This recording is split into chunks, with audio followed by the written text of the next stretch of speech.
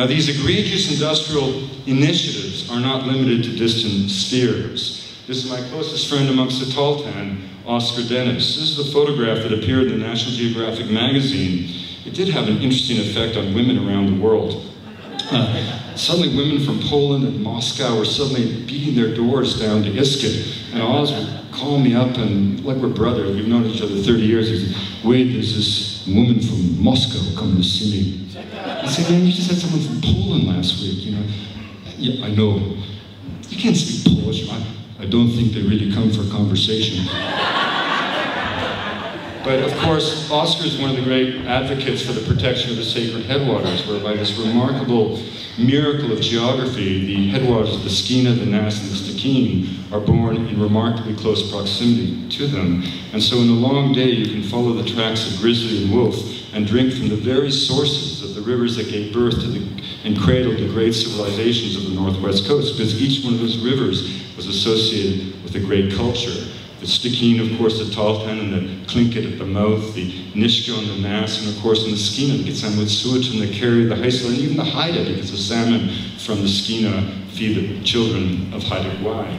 I showed this photograph to Premier Campbell when I met with him, and what I found to my astonishment is that the Premier, not only in his 2 terms of office, but in his entire life, had never visited a quarter of the province, even as his government was authorizing industrial licenses and permits. And I said 2 things to the Premier. I said, "Let me tell you about my friend Oscar," and I had permission from the family to say this. In the last 5 years before this photograph was taken, Oscar's brother hung himself in the basement of Mary's house. His other brother died because he drowned 10 feet from shore. He never learned how to swim. His 3rd brother died of medical malpractice, accused of being a drunk Indian in Prince Rupert. Oscar's sister got an ICBC settlement and died on the streets of Prince George, and Oscar's only daughter blew her head off playing Russian roulette with a handgun.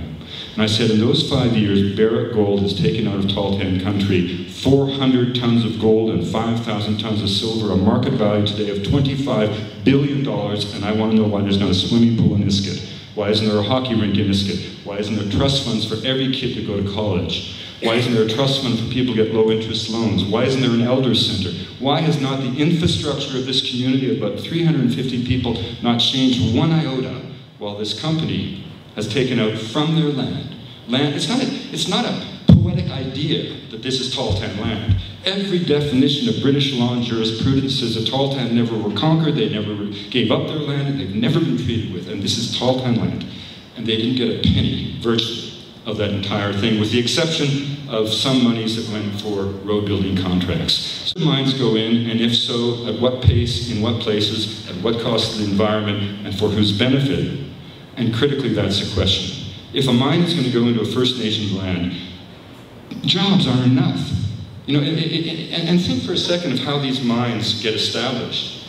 This is the actual meadow of the sacred headwaters, source of all the salmon rivers of home.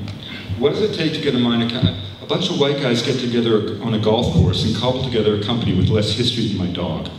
They get online and they secure the subsurface rights to a place they've never been, the stories they've never heard, the pain of a long winter they've never experienced, and as long as they can guarantee the government a flow of revenues, either in the form of taxation or royalties, they secure by definition the right to transform that place for all time.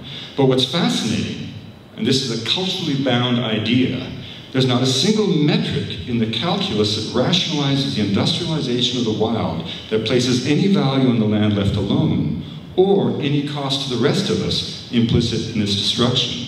Now we take that for a given because it's how we industrialize the wild, but it's rather unusual. I mean, it's a little bit, I was saying last night to Jasmine, it's like if she's got a garden growing roses here in Fort Nelson, and I come along and I say, guess what, I want to buy your roses.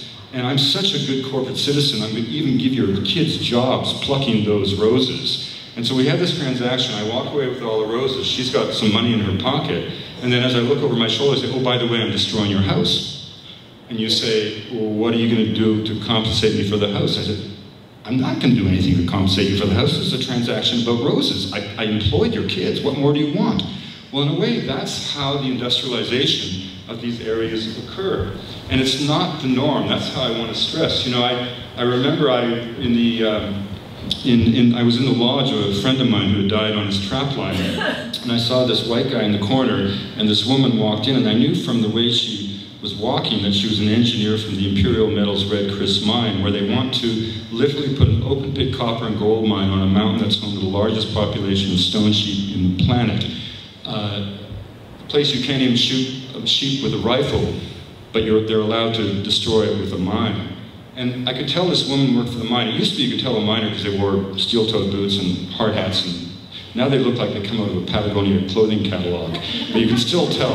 And they had a breathless conversation, and this is how the conversation went. Wow, did you see? Have you ever seen so many sheep? I've never seen sheep before. I counted 10 grizzly bear. What about the wolves? Ever been up here before? No, I've never got beyond Williams Lake. What? I got to Prince George once for a conference. Wow, it's so beautiful here. But they couldn't get the irony that they were here in a place they had never been before with a corporate and bureaucratic mission to destroy it. And I kept thinking, maybe they'll just get the irony of it and leave it all behind, but they won't. And this valley will be completely inundated with toxic tailings. And this is why my friend James Dennis, Oscar's father, says, you know, there should always be a deal. Before any mining company can come into traditional territory, they have to bring all their children to meet all of our children. The parents will get out of the way and leave the children to cut a deal.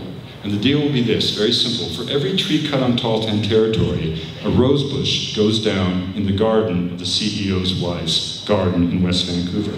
For every drop of toxic waste that goes into a river or a lake of Tahltan territory, a similar drop of toxic waste will go to the local rec center where their children swim in West Vancouver.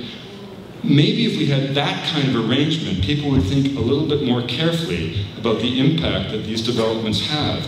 Not to eliminate the developments, but to recognize that there are places to put mines and places not to put mines, and to put a mine on Tottigan Mountain is like drilling for oil in the Sistine Chapel.